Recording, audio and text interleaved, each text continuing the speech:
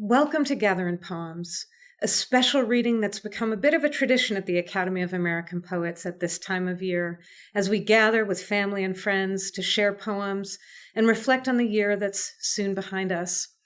I'm Jennifer Benka, the President and Executive Director at the Academy of American Poets, and I'm thrilled to see so many of you from across the United States and beyond, and including our members and supporters.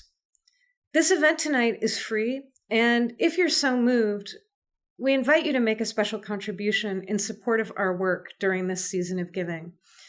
You can visit Poets.org/gather or look for some of the prompts that we'll be placing in the chat throughout tonight's event. Enjoy the reading, and thank you again for joining with us.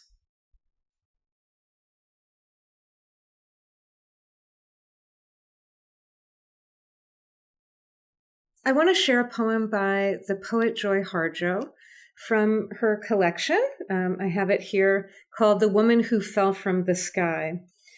This is one of my favorite poems, and in fact, it's been shared at past Gather in Poems readings. It's I think, perennial favorite for this time of year, and just a powerful poem for us now. It's called Perhaps the World Ends Here. The world begins at a kitchen table. No matter what, we must eat to live. The gifts of earth are brought and prepared, set on the table. So it has been since creation, and so it will go on. We chase chickens or dogs away from it. Babies teethe at the corners. They scrape their knees under it. It is here that children are given instructions on what it means to be human. We make men at it. We make women. At this table, we gossip, recall enemies and the ghosts of lovers. Our dreams drink coffee with us as they put their arms around our children.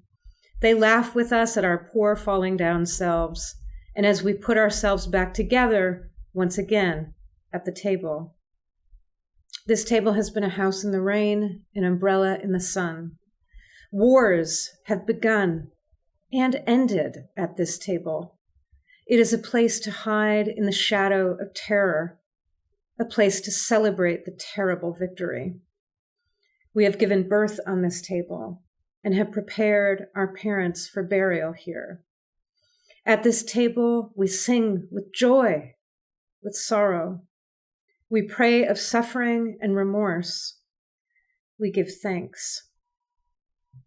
Perhaps the world will end at the kitchen table while we are laughing and crying, eating of the last sweet bite.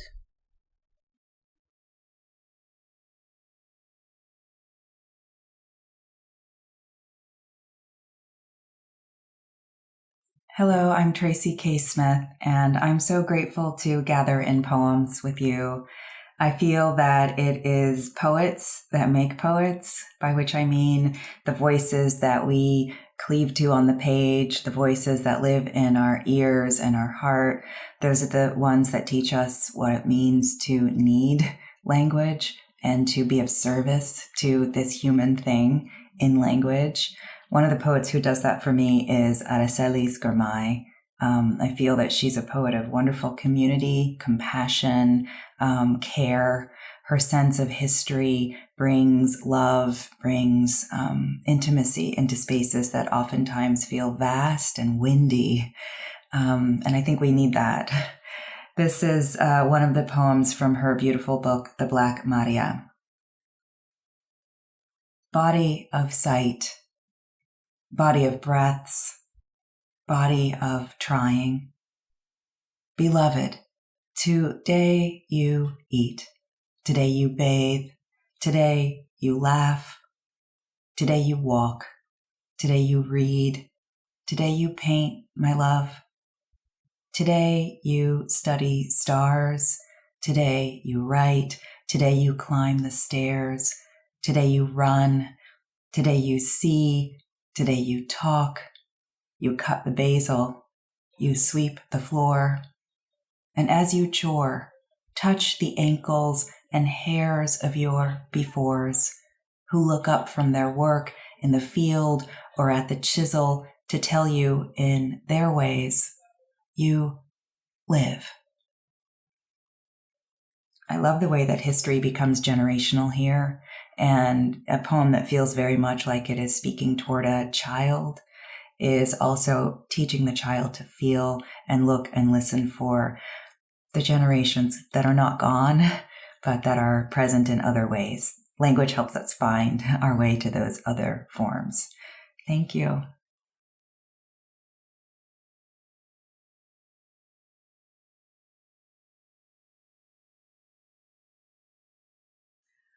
I'm David St. John, and as we gather in gratitude, we remember that there are some things that gather without us. This is a poem by the wonderful Marilyn Nelson, the national treasure, and it's called Dusting. Thank you for these tiny particles of ocean salt, pearl necklace viruses, winged protozoans, for the infinite, intricate shapes of submicroscopic living things, for algae spores and fungus spores, bonded by vital, mutual genetic cooperation, spreading their inseparable lives from equator to pole. My hand, my arm make sweeping circles. Dust climbs the ladder of light. For this infernal, endless chore, for these eternal seeds of rain. Thank you for dust.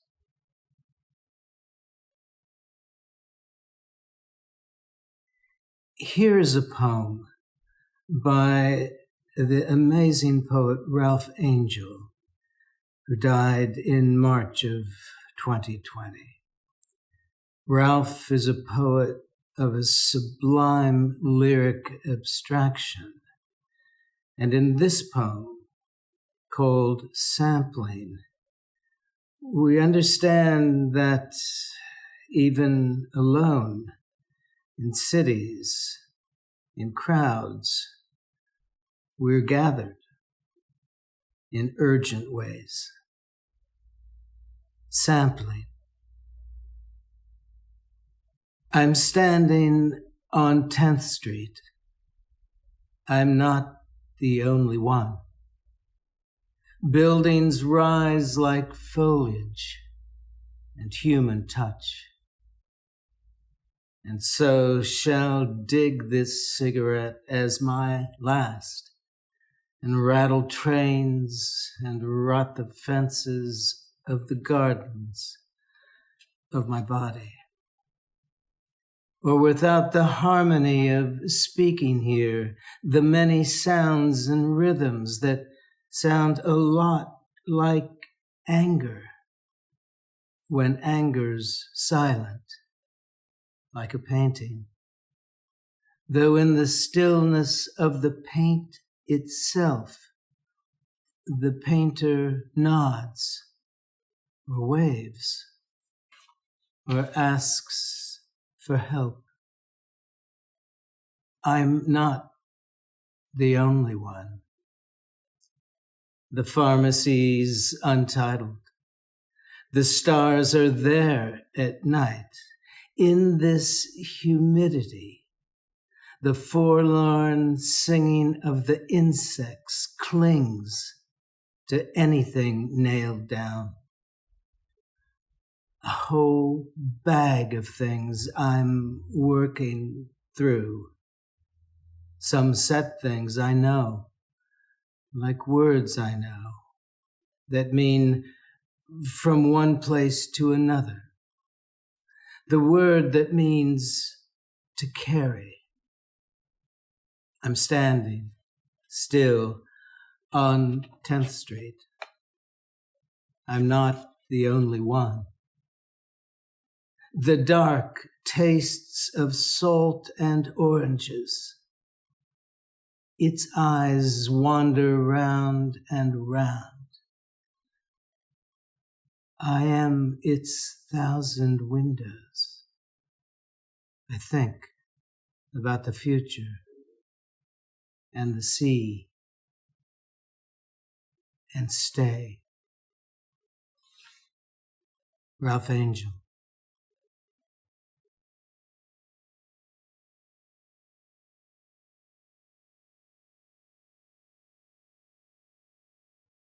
Hi, my name is Hanif Abdurraqib, and I'm going to be reading the poem Spilled Sugar by Thylias Moss, who is a poet from up in Cleveland, Ohio.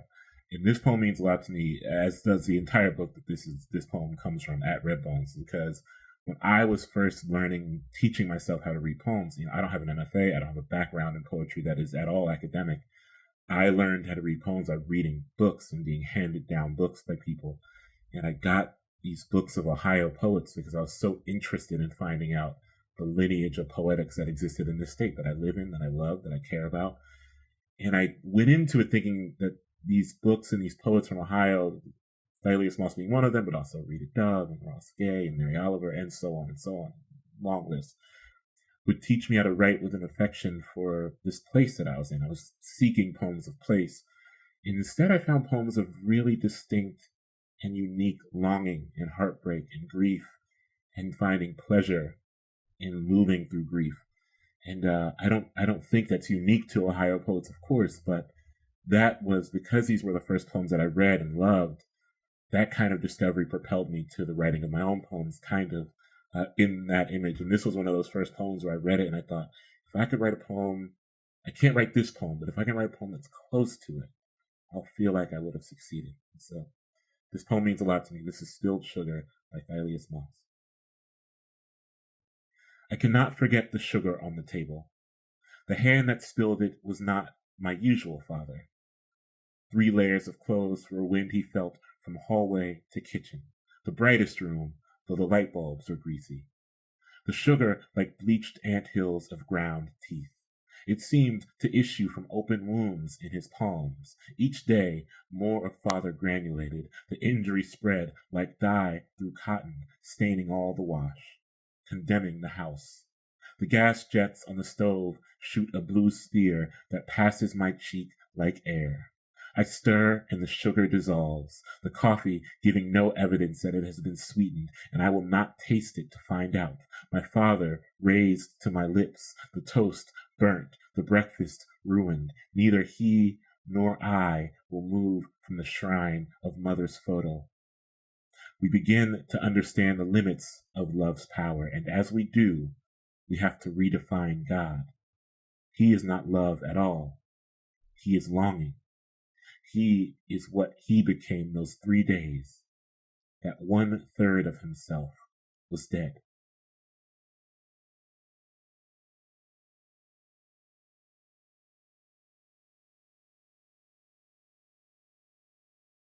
Good evening. I'm Sasha Pimentel, reading Amy Suzara's poem, Amphibious. To be amphibious is to breathe underwater, gills and fins illuminated in a flash of sun.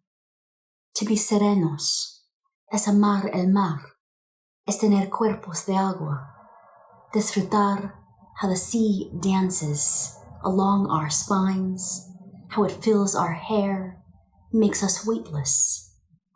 We do not care if we are seen, taken as entertainment, desnudos, observados en un acto sagrado. Our brown bodies split the water, no para conquista, kundi para sa union.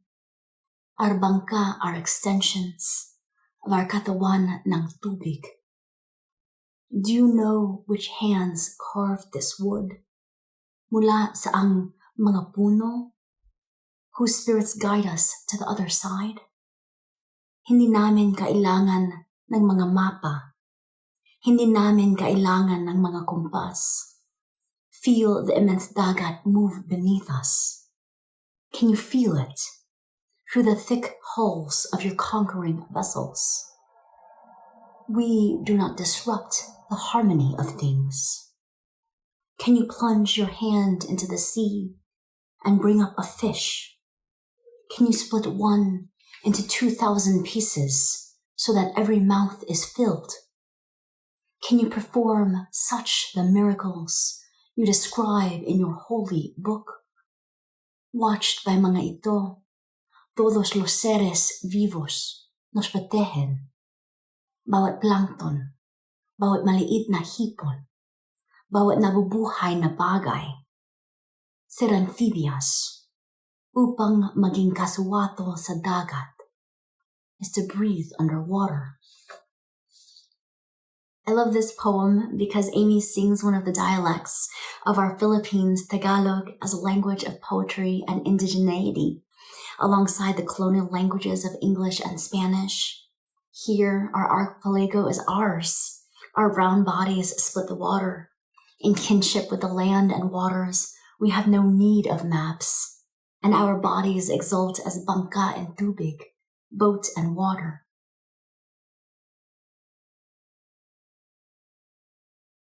This is Alda Amparan's Abad at the City of Change. In this city, each door I cross in search of your room grows darker than the sky. The silver dome of morning spread across the urban smog. Country dark washes the city light off the outskirts and beyond, where you sleep in hiding, where your face wrapped in gauze shines like sequin in the lingering moon drizzle. I reach for you at the corners of the clubs inside motel rooms, where rent boys tumble perspired bedsheets, doubling you, your maleness discharged, your hip bones sticking to my thighs, hard stubble of your legs scratching. The night I followed a strange road, looking to forget all this. Starlight spooled the gravel ribbon, leading back to the city behind me, back to the hospital room where I last saw you. Tonight I'll rest on this road. I'll look back to the city of change where 1 year 2 skyscrapers lifted, a park shed trees for new thoroughfares, and an old cinema erupted to rebuild itself in its place. I'll stay on the pavement, suspended in time, like the broken sign announcing you are entering, a name changed 2 years ago. And I'll wonder if the hot breeze blowing the nape of my neck is your unchanged breath, rising like candle smoke from the city. In this poem, against the wrecks of time and effacement, Aldo still somehow harvests back breath on a nape, a memory. It's one of the extraordinary things a poem can do. Through the precision of a poem's language, we can stand again at any door and threshold.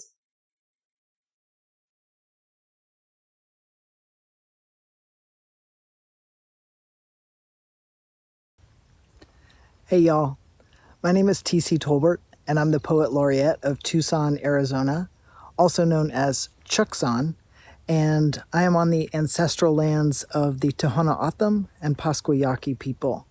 And I'm honored to be here on this land and sharing space with you all as we gather in poems. I'm also super excited to share this poem by Cameron Awkward Rich. It's called Cento, Between the Ending and the End. Sometimes you don't die when you're supposed to. And now I have a choice. Repair a world or build a new one inside my body. A white door opens into a place queerly brimming, gold light, so velvet gold. It is like the world hasn't happened. When I call out, all my friends are there. Everyone we love is still alive, gathered at the lakeside like constellations. My honeyed kin, honeyed light, beneath the sky, a garden, blue, stalks, white buds, the moon's marble glow, the fire distant and flickering, the body whole, bright-winged, brimming with the hours of the day, beautiful, nameless planet. Oh, friends, my friends, bloom how you must. Wild until we are free. Thank you, Cameron, and thank you also to the Academy of American Poets for doing what poetry does best, uplifting all of our voices and then bringing us together.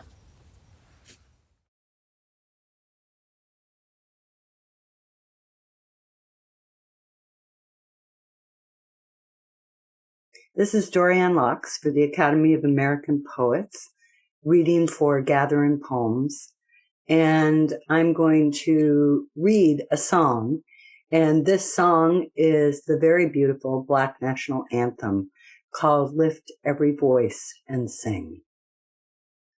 Lift every voice and sing, till earth and heaven ring with the harmonies of liberty. Let our rejoicing rise high as the listening skies. Let it resound loud as the rolling sea. Sing a song full of the faith that the dark past has taught us. Sing a song full of hope that the present has brought us. Facing the rising sun of our new day begun, let us march on till victory is won. Stony the road we trod, bitter the chastening rod, felt in the days when hope unborn had died. Yet with a steady beat have not our weary feet come to the place for which our fathers sighed. We have come over a way that with tears has been watered. We have come treading our path through the blood of the slaughtered, out from the gloomy past, till now we stand at last where the white gleam of our bright star is cast. God of our weary years, God of our silent tears, Thou who hast brought us thus far on our way, Thou who hast by thy might led us into the light, keep us forever in the path, we pray. Lest our feet stray from the places, our God, where we met thee. Lest our hearts, drunk with the wine of the world, we forget thee. Shadowed beneath thy hand, may we forever stand, true to our God, true to our native land.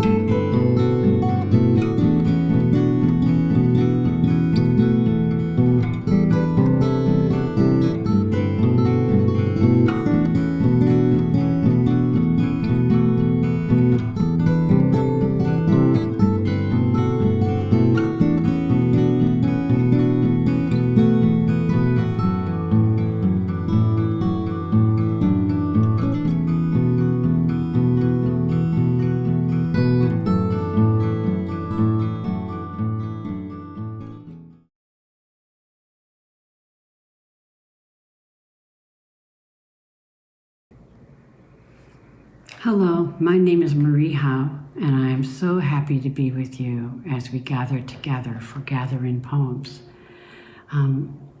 There seems to be a kind of golden thread that's stitched through us all.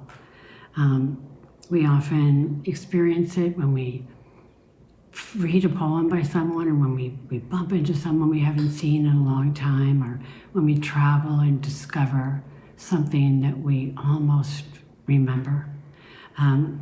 There's a kind of living web that we seem to move in, which is, of course, the great organism of Gaia as well. The other animals, the trees, the oceans, the lakes, the water, the fire, the earth, the stars, the cosmos. When I think of that, I think of many poems, but I often think of a poem I carry very much in my heart. It's a poem by Jane Kenyon, and it's called Briefly It Enters and Briefly Speaks. I love many things about this poem, but what I love maybe most is that the poem never explains or describes what this it is that has entered and is speaking. And yet I recognize it. And it seems to be that unsayable it that we often find in the middle of a poem, in the center, in the unsayable center of a poem. So let's gather together around this poem, like a small fire, that Jane Kenyon wrote, and it's called again, Briefly It Enters and Briefly Speaks. I am the blossom pressed in a book, found again after 200 years. I am the maker, the lover, and the keeper. When the young girl who starves sits down to a table, she will sit beside me. I am food on the prisoner's plate. I am water rushing to the wellhead, filling the pitcher until it spills. I am the patient gardener of the dry and weedy garden. I am the stone step, the latch, and the working hinge. I am the heart contracted by joy, the longest hair, white before the rest. I am there in the basket of fruit presented to the widow. I am the musk rose opening, unattended, the fern on the boggy summit. I am the one whose love overcomes you, already with you when you think to call my name.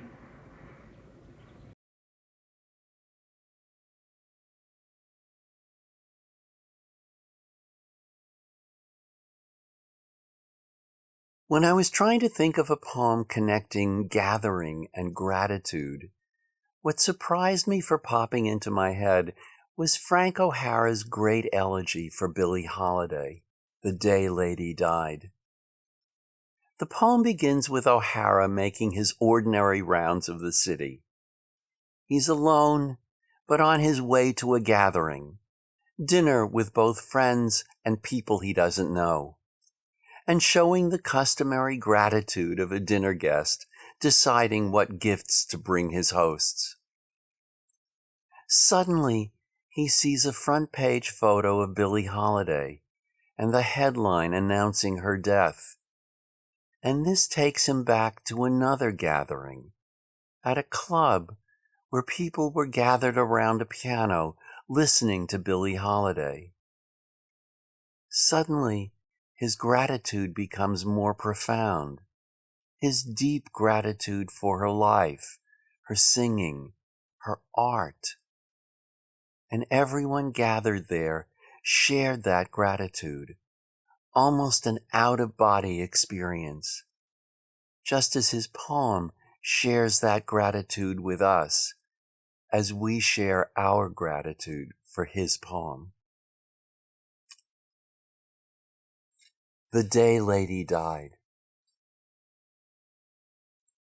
It is 12:20 in New York, a Friday, 3 days after Bastille Day. Yes, it is 1959, and I go get a shoe shine because I will get off the 419 in East Hampton at 7:15, and then go straight to dinner, and I don't know the people who will feed me. I walk up the muggy street, beginning to sun, and have a hamburger and a malted, and buy an ugly New World writing to see what the poets in Ghana are doing these days. I go on to the bank, and Miss Stillwagon, first name Linda I once heard, doesn't even look up my balance for once in her life. And in the Golden Griffin, I get a little Verlaine for Patsy, with drawings by Bonnard, although I do think of Hesiod, trans Richmond Lattimore, or Brendan Behan's new play, or Le Balcon or Les Nègres of Genet. But I don't. I stick with Verlaine after practically going to sleep with quandariness. And for Mike, I just stroll into the Park Lane liquor store and ask for a bottle of Strega, and then I go back to where I came from, to 6th Avenue and the tobacconist in the Ziegfeld Theater, and casually ask for a carton of Gauloise and a carton of Picayunes, and a New York Post with her face on it. And I am sweating a lot by now, and thinking of leaning on the John door in the 5 spot, while she whispered a song along the keyboard to Mal Waldron, and everyone and I stopped breathing.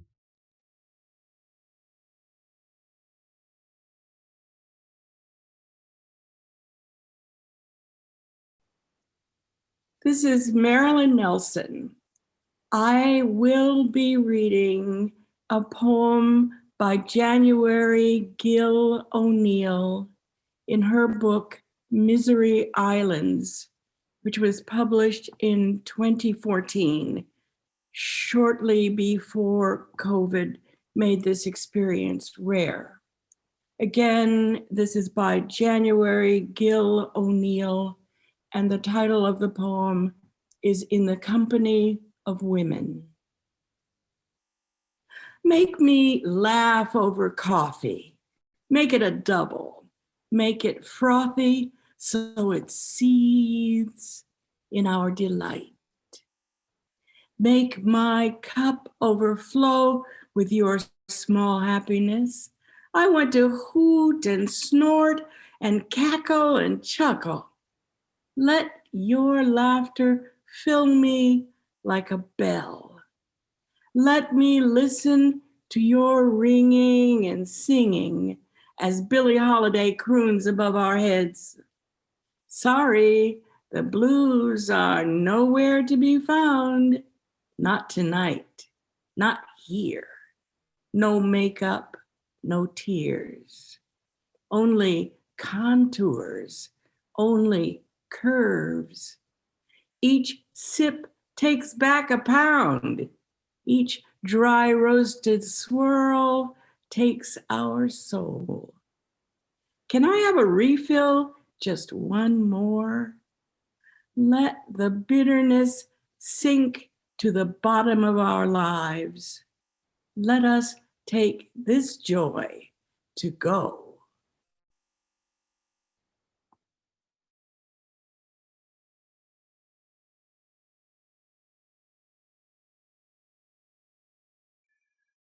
The Idea of Ancestry by Etheridge Knight. A good friend of mine, when he was alive. Taped to the wall of my cell are 47 pictures, 47 black faces. My father, mother, grandmothers, one dead, grandfathers, both dead, brothers, sisters, uncles, aunts, cousins, first and second, nieces and nephews. They stare across space at me sprawling on my bunk. I know their dark eyes. They know mine. I know their style. They know mine. I am all of them. They are all of me. They are farmers. I am a thief. I am me. They are thee. I have at one time or another been in love with my mother, one grandmother, 2 sisters, 2 aunts. I went to the asylum, and 5 cousins. I am now in love with a 7-year-old niece. She sends me letters in large block print, and her picture is the only one that smiles at me. I have the same name as one grandfather, 3 cousins, 3 nephews, and 1 uncle. The uncle disappeared when he was 15. Just took off and caught a freight, they say. He's discussed each year when the family has a reunion. He causes uneasiness each year when the family has a reunion. The clan. He's an empty space. My father's mother, who is 93 and who keeps the family Bible with everybody's birth dates and death dates in it, always mentions him. There is no place in her Bible for whereabouts unknown. 2. Each fall the graves of my grandfathers call me. The brown hills and red gullies of Mississippi send out their electric messages galvanizing my genes. Last year, like a salmon quitting, the cold ocean leaping and bucking up his birth stream, I hitchhiked my way from L.A. with 16 caps in my pocket and a monkey on my back. I almost kicked it with the kinfolks. I walked barefooted in my grandmother's backyard. I smelled the old land and the woods. I sipped corn whiskey from fruit jars with the men. I flirted with the women. I had a ball till the caps ran out and my habit came down. That night I looked at my grandmother and split. My guts were screaming for junk. But I was almost contented. I had almost caught up with me. The next day in Memphis, I cracked a croaker's crib for a fix. This year, there's a great stone wall damming my stream. And when the falling leaves stir my jeans, I pace my cell or flop on my bunk and stare at the 47 black faces across the space. I am all of them. They are all of me. I am me. They are thee, and I have no children to float in the space between.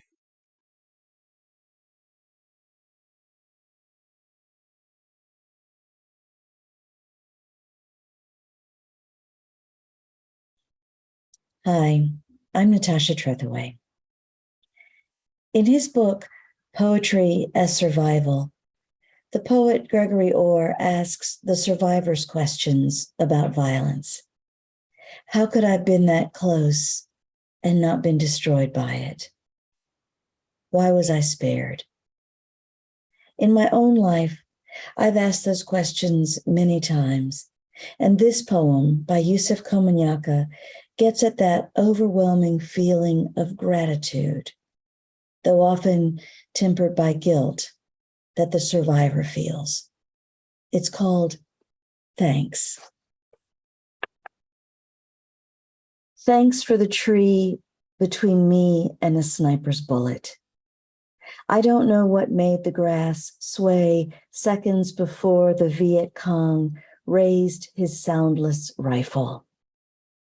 Some voice always followed, telling me which foot to put down first. Thanks for deflecting the ricochet against that anarchy of dusk. I was back in San Francisco, wrapped up in a woman's wild colors, causing some dark bird's love call to be shattered by daylight, when my hands reached up and pulled a branch away from my face. Thanks for the vague white flower that pointed to the gleaming metal, reflecting how it is to be broken like mist over the grass as we played some deadly game for blind gods. What made me spot the monarch writhing on a single thread tied to a farmer's gate, holding the day together like an unfingered guitar string, is beyond me. Maybe the hills grew weary and leaned a little in the heat. Again, thanks for the dud hand grenade tossed at my feet outside Chu Lai. I'm still falling through its silence. I don't know why the intrepid sun touched the bayonet, but I know that something stood among those lost trees and moved only when I moved.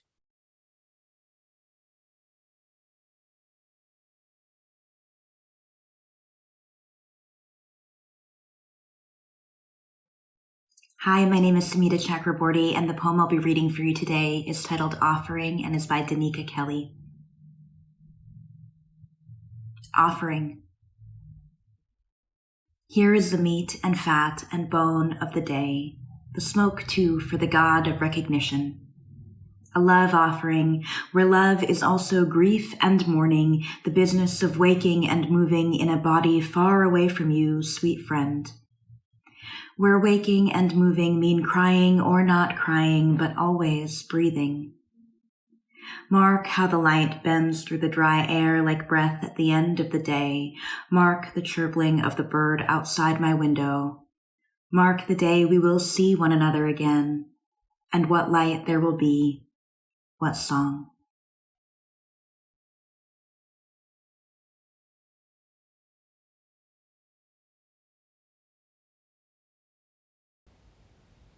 Hello, everyone.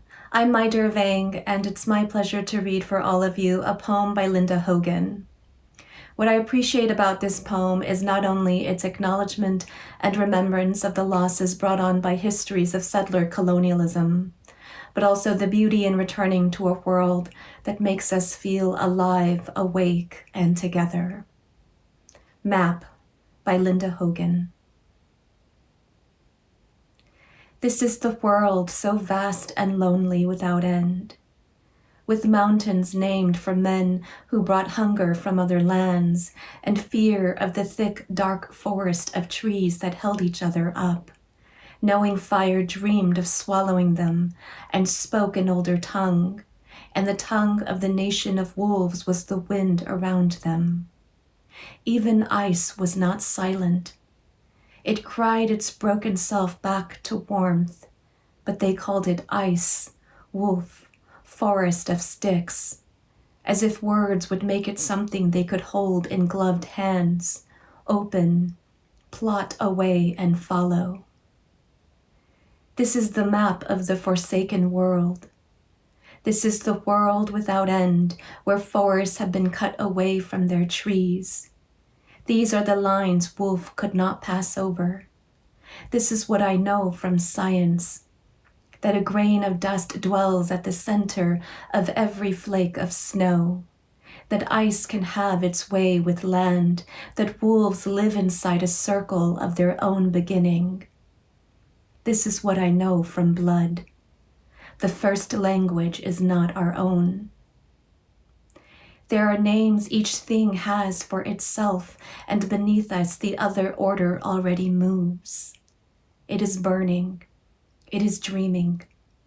It is waking up. Thank you.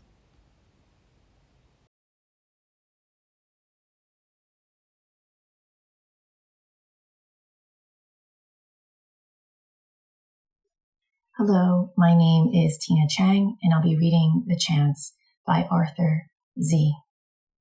The blue-black mountains are etched with ice. I drive south in fading light. The lights of my car set out before me and disappear before my very eyes. And as I approach 30, the distances are shorter than I guess.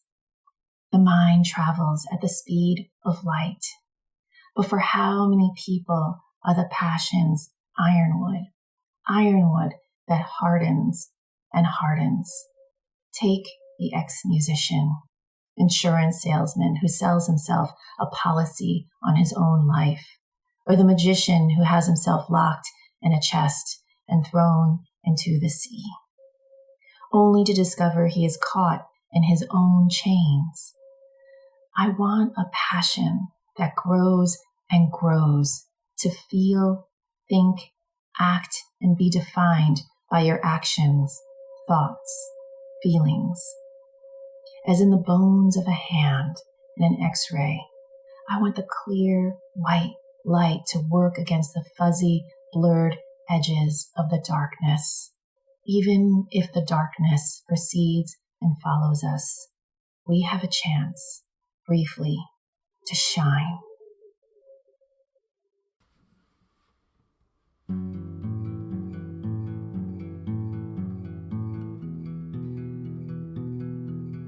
Thank you again, everyone, for joining us at this year's Gather in Poems. Special gratitude to our wonderful readers this evening. And if you haven't already had a chance to make a contribution to support the Academy of American Poets and our work to share more poems with more people, we'll put that link to contribute in the chat if you're so moved and able. Please know how thankful we are for all of your support and contributions now and throughout the year. Again, have a wonderful end of the year and holiday season, and thank you for joining us.